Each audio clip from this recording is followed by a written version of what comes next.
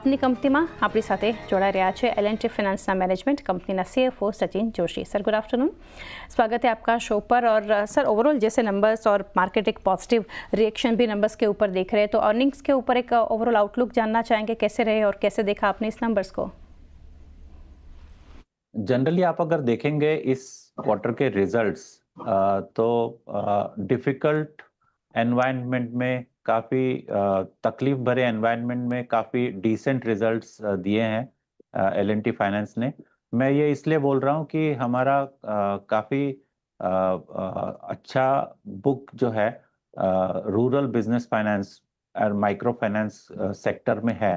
26,000 करोड़ की बुक है टोटल 1 लाख करोड़ की बुक में। और ये सेक्टर आपने देखा होगा कि काफी तकलीफों के थ्रू गुजर रहा है पिछले 3 से 4 क्वार्टर्स के थ्रू। पूरे इंडस्ट्री में काफी खलबली मची हुई थी। एमफिन ने आके काफी स्टेप्स लिए जिसके कारण आपने देखा है कि काफी थोड़ी स्टेबिलिटी को और अब बढ़ रहा है। ऐसे डिफिकल्ट एनवायरनमेंट में हमने काफी अच्छा प्रदर्शन किया। ओवरऑल लॉसेस जो हैं क्रेडिट कॉस्ट जिसे कहते हैं, वो क्रेडिट कॉस्ट हमने काफ़ी कंट्रोल में रखी इस पर्टिकुलर बिजनेस में। और इसके अलावा हमारे पास मैक्रो प्रूडेंशियल प्रोविजंस हैं जो कि हमने पहले प्रॉफिट्स में से सेट असाइड किए थे जब हमने अच्छे प्रॉफिटेबिलिटी दिखाई थी। करीब 975 करोड़ के प्रॉफिट्स हमने सेट असाइड करे थे मैक्रो प्रूडेंशियल प्रोविजंस के, जिसमें से हमने 400 करोड़ पिछले 2 क्वार्टर में यूज़ किए थे, क्वार्टर 3 और क्वार्टर 4 में, और इस क्वार्टर में हमने 300 करोड़ यूज़ किए हैं। तो ये मैक्रो प्रूडेंशियल प्रोविजंस यूटिलाइज करने के बाद हमारी ओवरऑल क्रेडिट कॉस्ट काफ़ी कंट्रोल में है, 2.23% पे है। तो उस वजह से और निम प्लस पी भी स्टेबल रही है, करीब 10.22% निम प्लस पी है, जो कि करीब 7 बेसिस पॉइंट्स हायर है पिछले क्वार्टर से कंपेयर करो तो उस वजह से ओवरऑल प्रॉफिटेबिलिटी हमारी क्वार्टर ऑन क्वार्टर बेसिस पे 10% से हाई है। तो 701 करोड़ का प्रॉफिट दिखाया है। और ये पर्टिकुलर क्वार्टर में हमने 1 लाख करोड़ की बैलेंस शीट क्रॉस कर ली है एसेट बुक के थ्रू। 1,02,000 करोड़ की बैलेंस शीट हो गई है हमारी, खास करके एसेट्स अंडर मैनेजमेंट की। तो मुझे लगता है ये क्वार्टर एक तरह से काफ़ी अच्छा क्वार्टर कहलाएगा, क्योंकि हमारी कलेक्शन एफिशिएंसीज भी काफ़ी स्टेबलाइज हो गई है। और कर्नाटका जो कि काफ़ी चैलेंज दे रहा था पिछले क्वार्टर में ऑर्डिनेंस आने के बाद, उसके भी मंथ ऑन मंथ अगर देखेंगे तो काफ़ी हद तक हम लोगों ने रिकवरी पा ली है। करीब 2.17% का रिडक्शन देखा था हमने फरवरी के महीने में कर्नाटका की कलेक्शन एफिशिएंसी में। उसमें से करीब करीब जस्ट 50-55 बेसिस पॉइंट बचे हैं नॉर्मलाइजेशन के की ओर आने में।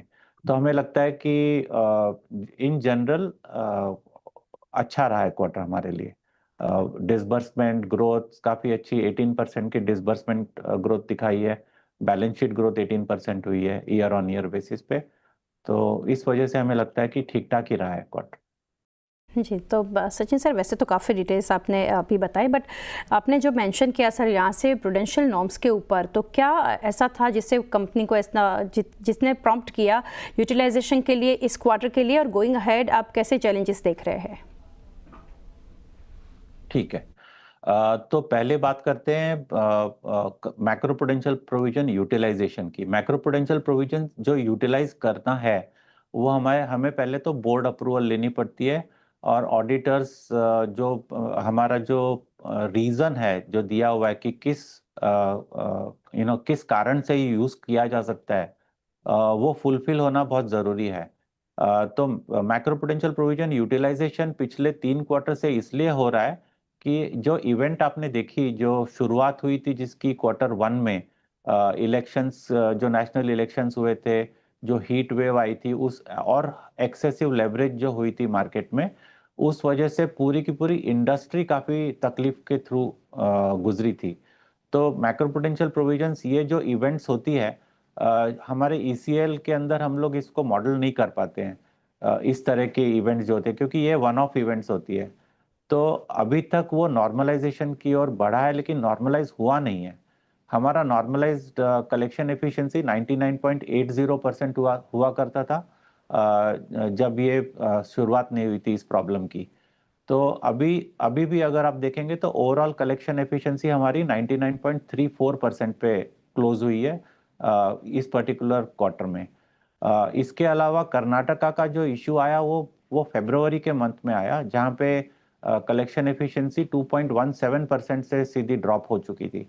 और जब हम पिछली बार कॉल पे आए थे तब हमें अंदाजा नहीं था कि कर्नाटका कितना वक्त लेगा नॉर्मलाइज होने में। हमारे अनुमान जो था पहले उससे करीब 2 महीने ज़्यादा लगेंगे ऐसा लग रहा है अब फिलहाल कर्नाटका नॉर्मलाइज होने में। इसलिए मैक्रो प्रूडेंशियल प्रोविजंस इस तरह की इवेंट जो होती है, जो कर्नाटका में ऑर्डिनेंस हुआ था जो कि हमें अप्लाई नहीं होता था, वहाँ पर लोगों ने लोन का रिपेमेंट करना बंद कर दिया था सारे फाइनेंसियर्स को, इवन रजिस्टर्ड फाइनेंसियर्स को जिनके ऊपर ये ऑर्डिनेंस अप्लाई नहीं करता था। तो ये भी एक्स्ट्राऑर्डिनरी इवेंट है जो कि हम ईसीएल मॉडलिंग में मॉडल नहीं कर पाते हैं। इसलिए ये क्वार्टर और हो सकता है अगले क्वार्टर में भी हमें कुछ प्रपोर्शन यूज करना पड़े। अभी हमारे पास में 975 करोड़ में से इस क्वार्टर में 300 करोड़ यूज किया है, तो बैलेंस अभी 275 करोड़ बचा है। अगले क्वार्टर के एंड में हम डिसाइड करेंगे कि जरूरत है यूज करने की या नहीं। अगर नहीं करनी पड़ी तो बहुत बढ़िया है, और करेंगे तो भी हम एक्सपेक्ट कर रहे हैं कि पूरा 275 करोड़ यूज ना करना पड़े, यही हमारी उम्मीद है। ओके तो सर, जैसे कंपनी का यहाँ से एक एम था more than 20% of growth this year जो अचीव करने के लिए, क्या आपको लग रहा है ये अचीव करने के लिए, ग्रोथ को ड्राइव करने के लिए कौन से सेगमेंट्स यहाँ से सबसे ज़्यादा आपको एक फोकस में दिखेंगे, कंट्रीब्यूशन दिखेगा? और जैसे अर्लियर मेंशन किया था कंपनी ने 10 to 15% जो ग्रोथ है वो रूरल बुक के थ्रू अचीव होगा, कितना कॉन्फिडेंट है यहाँ से आपको ये अचीव करने के लिए, वो भी without causing any stress to credit cost? जी, इस क्वार्टर में आपने देखा होगा कि पिछले क्वार्टर से कंपेयर करो तो इस क्वार्टर में भी हमने करीब 1800 करोड़ पर महीने की ट्रेजेक्ट्री अचीव कर ली है। जब पिछले 2-3 क्वार्टर्स के पहले जब प्रॉब्लम शुरू हुई थी तब हम लोगों ने इसको 1400 करोड़ के करीब लेके आ गए थे, 1450 पर मंथ। तो धीरे धीरे हम लोग 1400 से 1800 तक ऑलरेडी आ चुके हैं। अगले क्वार्टर में प्लान ये है कि अगर कलेक्शन एफिशिएंसी अच्छी रही तो 1900 करोड़ पर मंथ का टारगेट है हमारा इंटरनली। अगर वो अचीव कर पाए तो आप देखेंगे कि इसमें भी धीरे धीरे ग्रोथ आने लगेगी वापस। और हमारे इंडस्ट्री में अगर कंपेयर करें तो हमें सबसे कम इम्पैक्ट हुआ है इसका, इसकी वजह से भी कॉन्फिडेंस लेवल काफ़ी अच्छा है। और हमारे एक्सक्लूसिव कस्टमर बेस भी काफ़ी हाई है। 48% कस्टमर्स जो हैं हमारे 26,000 करोड़ में, वो एक्सक्लूसिव कस्टमर्स हमारे ही हैं। इसके अलावा 30% कस्टमर्स ऐसे हैं जो हमारे अलावा एक और फाइनेंसियर से उन्होंने लोन ले रखा है। और बाकी ये तो हो गए करीब 75-80%। उसके अलावा 17% के और कस्टमर्स हैं जो टोटली 3 फाइनेंसियर से ले चुके हैं। सो ऑलमोस्ट 95% की बुक हमारी जो है वो माइक्रो एमफिन की गार्डरेल्स को ऑलरेडी अचीव कर चुकी है, क्योंकि हम लोगों ने कभी चौथा फाइनेंसियर होके किसी को लोन दिया ही नहीं आज तक। ये जो बैलेंस 5% आप जो देखते हैं वो बैलेंस 5% ऐसे कस्टमर्स हैं जिन्होंने हमसे तीसरा लोन लिया और बाहर जो जाके चौथा या पांचवा लोन लिया। तो ये 5% जो है हमारा ख्याल ऐसा है कि ये काफी लो बुक एक्सपोजर है रूरल बिजनेस फाइनेंस में। और इसकी कलेक्शन एफिशिएंसी भी करीब करीब 98% है, 97.4 97.8%। तो कलेक्शन एफिशिएंसीज अगर ओवरऑल देखेंगे तो हमें रिस्कीनेस काफी कम लगता है अब आगे जाके। और धीरे धीरे जैसे कलेक्शन एफिशिएंसीज नॉर्मलाइजेशन की ओर बढ़ेगी 99.6 99.7, तो हमें उतना ही कॉन्फिडेंस आएगा डिसबर्समेंट्स इंक्रीज करने का। और हमने कुछ नई ज्योग्राफीज भी चुनी है, आंध्र प्रदेश है, तेलंगाना है, आसाम है, ये उत्तर प्रदेश के कुछ टाउन्स हैं। ये टाउन्स के अंदर हम लोग जाके जहाँ पे लेवरेजेस काफी लो है, ऐसे न्यू एरियाज में जाके हम लोग डिसबर्समेंट्स इंक्रीज करने का प्लान बना रहे हैं। इसके अलावा अगर बाकी बिजनेसेस देखें तो टू व्हीलर का एक बिजनेस है जहाँ पे हमारी डी ग्रोथ देखी गई है इस क्वार्टर में, लेकिन अगले क्वार्टर्स में फेस्टिव पीरियड शुरू हो रहा है, तो टू व्हीलर का हो, फार्म बिजनेस हो, होम लोन्स हो, पर्सनल लोन्स हो या एसएमई हो, ये सारे बिजनेसेस काफी अच्छा पिकअप करेंगे, ये अनुमान है हमारा। तो 20 to 25% ग्रोथ ज्यादा दूर नहीं लग रही हमें फॉर FY26, जिस तरह से माहौल बन रहा है अभी। सचिन सर, आगे जानना चाहेंगे, कंपनी ने जो रिसेंटली यहाँ से एक्वायर किया है गोल्ड लोन पोर्टफोलियो, इसके ऊपर जानना चाहेंगे ये सेगमेंट के थ्रू कैसा एक्सपेक्टेशन है, ग्रोथ के लिए कैसे ड्राइव करेगा ये? गोल्ड लोन बिजनेस हमने एक्वायर किया है पॉल मर्चेंट से। 9 जून को एक्विजिशन हुई है। करीब 1335 करोड़ हमने एक्वायर किए, और जैसे ही एक्वायर किया अगले 2 हफ्ते में ही हमने करीब 200 करोड़ के और डिसबर्समेंट्स किए हैं। तो काफी अच्छा टेम्पो बना हुआ है यहाँ पे। 700 एम्प्लॉयज लिए हैं हमने, 1 लाख कस्टमर्स नए ऐड हुए हैं, और 130 ब्रांचेस एक्वायर किया है हमने ये पूरे एक ओवरऑल एक्विजिशन में। गोल्ड लोन बिजनेस हमने इसलिए शुरू किया था कि हमारे जो माइक्रो लोन कस्टमर्स हैं, करीब 60 लाख एक्टिव कस्टमर्स हैं। ये एक्टिव कस्टमर्स ने करीब करीब 16,000 करोड़ के लोन ले रखे हैं बाहर से, गोल्ड लोन्स। इसका मतलब कम से कम 20-21 हजार करोड़ का गोल्ड इनके पास है। तो ये कस्टमर्स जो हैं, हमें ऐसा लगता है कि ये रूरल के प्राइम कस्टमर्स हैं, जिनका इनकम प्रोफाइल काफी अच्छा है। ये 3 लाख के बिलो वाले नहीं है, ये करीब करीब 8 से 10 लाख इनकी ओवरऑल इनकम प्रोफाइल होती है एवरेज, अगर देखा जाए तो ये कस्टमर्स जिनके पास ऑलरेडी 16,000 करोड़ के गोल्ड लोन्स हैं, और जो हमारे साथ में माइक्रो लोन बिजनेस में लोन ले चुके हैं, हमें इन कस्टमर्स को क्रॉस सेल करके जितना मैक्सिमम हम लोग लेवरेज कर सकें वो करने का प्लान है। तो काफी एग्रेसिव एक्सपांशन होगी ब्रांचेस की इस साल में और अगले साल में। और ये काफी अच्छा प्रॉफिटेबल बिजनेस है, सिक्योर्ड बिजनेस है। तो गोल्ड लोन बिजनेस में काफी ग्रोथ देखेंगे आप। अभी तो बेस बहुत कम है, तो अगर आप 100% ग्रोथ भी देखेंगे, 1300 का अगर 2600 करोड़ भी हो जाता है तो उसमें कोई नई बात नहीं होगी। धीरे धीरे जैसे जैसे ग्रोथ होने लगेगी, और क्रॉस सेल का हमें, हमारे कस्टमर्स का ऑलरेडी हमारे पास में ट्रैक रिकॉर्ड है, तो सिक्योर्ड बिजनेस अगर जितना ज्यादा मैक्सिमम लेवरेज ले सके हम लोग उस पे करेंगे। तो गोल्ड लोन में काफी अच्छी प्रगति देखेंगे आगे 2 से 3 सालों में, और ये हमारा एक फलक्रम प्रोडक्ट बन जाएगा आगे चलते हुए। जी सचिन सर, आगे जानेंगे रेट कट का जो बेनिफिट है वो कैसे फैक्टर इन आप कर रहे हो, और जैसे कंपनी के जो कॉस्ट ऑफ बोरिंग है वो ऑलरेडी हमने फॉर दिस क्वार्टर हमने डिक्लाइन होती देखी, तो क्या एक्सपेक्टेशंस है यहाँ पर? साथ ही जानना चाहेंगे आप अभी भी जो यहाँ से टारगेट है for net interest margin and fee target of 10 to 10.5% उसके साथ स्टिक है? बिल्कुल। 10 से 10.5 का हमने जो ट्रेजेक्ट्री दिया है वो FY26 के लिए तो लागू होगा, क्योंकि इस बार आप देखेंगे तो 16 बेसिस पॉइंट्स का ओवरऑल रिडक्शन हुआ है हमारे वेटेड एवरेज कॉस्ट में, जो 7.84 हुआ करता था पिछले साल। इस साल अभी फर्स्ट क्वार्टर के अंदर 7.68 हो गया है। और रिजर्व बैंक ने काफी अच्छा काम किया है, क्योंकि ग्रोथ इम्पेटस देने के लिए 3 रेट कट ऑलरेडी आ चुके हैं फरवरी, अप्रैल और जून में। Totally 100 basis point rate reduction हो चुका है उस वजह से। और लिक्विडिटी भी काफी इंश्योर किया है उन्होंने, इनफैक्ट कि लिक्विडिटी रहे मार्केट में। सिस्टम में लिक्विडिटी होने की वजह से ओवरऑल रेट्स भी काफी, शॉर्ट टर्म रेट्स खास करके काफी कम हो चुके हैं। इसका हमें काफी फायदा हुआ है। हमारा कमर्शियल पेपर जो 7 से 8% के करीब एवरेज होता है ओवरऑल बोरोइंग्स में, वो हमें अभी करीब करीब 10 से 12% ले जाने में इसका फायदा होगा, क्योंकि शॉर्ट टर्म रेट्स कम है। तो 45 डे, 60 डे, 6 मंथ और 1 ईयर पेपर भी अगर हम लोग ले लें कमर्शियल पेपर के थ्रू, तो काफी उसका बेनिफिट दिखेगा हमें। इसके अलावा हमारे PSL लोन्स जो हैं वो भी काफी बढ़ोतरी देखी है उसमें। करीब 28% बुक जो है वो PSL की है। दूसरे बैंक लोन्स भी हैं, टर्म लोन्स और मार्केट्स बोरोइंग जो हैं, जो कि NCDs के थ्रू हम लोग बोरो करते हैं, वहां पे भी हमने ओवरऑल रेट्स रेड्यूस होते हुए दिखे हैं। अभी तक फिलहाल बैंकों ने जो रेपो रेट का रिडक्शन है उसका बेनिफिट अभी तक पास ऑन नहीं किया है। और हमें लगता है उसका बेनिफिट करीब Q3 और Q4 में देखने को मिलेगा। तो ओवरऑल बेसिस पे अगर पूरे साल का अगर देखा जाए तो वेटेड एवरेज कॉस्ट करीब करीब 30 से 35 बेसिस पॉइंट्स का हो सकता है, क्योंकि हमें ऐसा लग रहा है कि 25 बेसिस पॉइंट और रिडक्शन हो सकता है।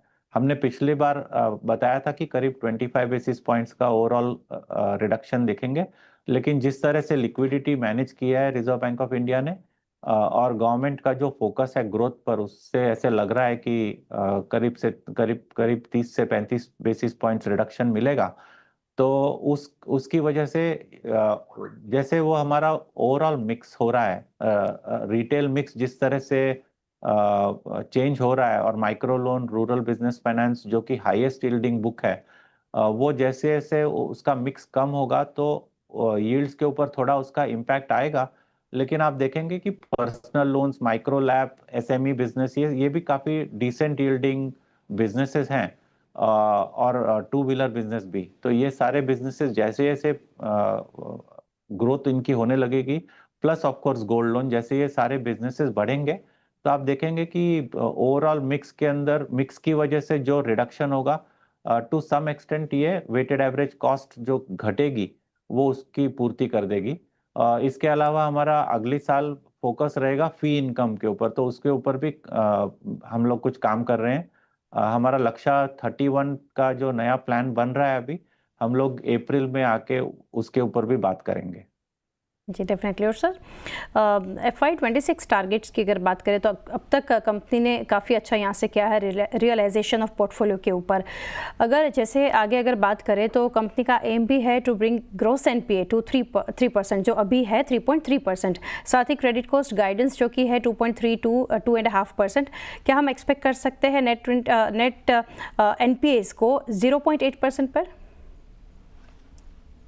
नेट एनपी, अगर नेट स्टेज 3 अगर देखेंगे तो अभी फिलहाल भी 0.99% है, जो कि 1% के बिलो है। और अगर आप सिर्फ रिटेल के नंबर्स देखेंगे, क्योंकि ये कंसोलिडेटेड बुक है, होलसेल में सिर्फ एक एसेट है जो कि ग्रॉस स्टेज 3 एसेट है, एनपीए है। अगर आप रिटेल के नंबर्स देखेंगे तो हमारे रिटेल ग्रॉस स्टेज 3 सिर्फ 2.93% है, ऑलरेडी 3% के नीचे है। और नेट स्टेज 3 83 बेसिस पॉइंट्स है, तो कंट्रोल में है। लेकिन हम सोचते हैं कि क्रेडिट कॉस्ट प्रोजेक्ट साइक्लॉप्स जो हमने इम्प्लीमेंट किया है, उसका असर आपको FY27 में पूरा दिखने लगेगा। और हमारे इंटरनल टारगेट्स है कि अभी जो 2.3% आपने क्रेडिट कॉस्ट देखी इस क्वार्टर के लिए, धीरे धीरे हमें उससे पहले 2% की ओर लेके जाना है, और लॉन्ग टर्म प्लान है उसको 2% के बिलो लेके आना। तो जो स्टेप्स हमने ले रखी है उसका धीरे धीरे असर दिखेगा। अगले 2-3 क्वार्टर्स थोड़े डिफिकल्ट रहेंगे, क्योंकि टू व्हीलर का, फार्म का और पर्सनल लोन का भी इसमें थोड़ा बहुत कंट्रीब्यूशन है क्रेडिट कॉस्ट में। ये सारे ही बिजनेसेस प्रोजेक्ट साइक्लॉप्स के थ्रू रूट होंगे। अंडरराइटिंग जैसे ही शुरू होगी, टू व्हीलर ऑलरेडी हमने कंप्लीट कर लिया, तो 100% डिसबर्समेंट जो होते हैं फ्रेश, वो साइक्लॉप्स के थ्रू जाते हैं। अभी फिलहाल काम चल रहा है हमारा फार्म बिजनेस पे, एसएमई पर और पर्सनल लोन पे। ये सारे ही पूरे प्रोजेक्ट साइक्लॉप्स के थ्रू रूट होने लगेंगे। ये अंडरराइटिंग, नया अंडरराइटिंग इंजन है, इसके बारे में मैंने पिछली कॉल में भी बताया था। तो जैसे जैसे ये रूट होने लगेंगे, वैसे वैसे आप एसेट क्वालिटी में इम्प्रूवमेंट दिखेगी। इसको थोड़ा क्रेडिट कॉस्ट में आपको इसका असर कम से कम 3 से 4 क्वार्टर्स के बाद दिखता है, और इसलिए मैंने कहा है कि आपको FY27 में इसका असर पूरा दिखेगा। जी। और सर वैसे तो काफ़ी डिटेल शेयर किया आपने, लास्टली जानना चाहेंगे overall for coming quarters business guidance क्या देना चाहेंगे? ओवरऑल बिजनेस ग्रोथ जैसे मैंने कहा 20 से 25% बिजनेस ग्रोथ होगी, और डिसबर्समेंट ग्रोथ कम से कम 12 से 15% का टारगेट है। देखते हैं अब रूरल बिजनेस फाइनेंस किस तरह से पिकअप होता है। अगर हो सके तो वो भी बढ़ाने की कोशिश करेंगे। इसके अलावा प्रॉफिटेबिलिटी ग्रोथ, जो ROA का टारगेट है, ट्रेजेक्ट्री जो हमारी है, वो फिलहाल ये इस साल के लिए करीब करीब 2.5% की ओर जाता हुआ दिख रहा है। अभी 2.37% पर है हम। अगले साल लेकिन जो हमारा लक्ष्य 26 का टारगेट था 2.8 to 3%, अगले साल एग्जिट FY27 तक हम ये अचीव कर ही लेंगे, ऐसा हमारा काफी कॉन्फिडेंस है। तो लग रहा है कि आगे अब अगले 4 से 6 क्वार्टर्स में अगर देखेंगे तो प्रगति की ओर बढ़ रहे हैं हम। जी डेफिनेटली सचिन सर, काफ़ी इंटरेस्टिंग डिस्कशन रहा आपके साथ। Thank you for connecting sir and best wishes for coming quarters.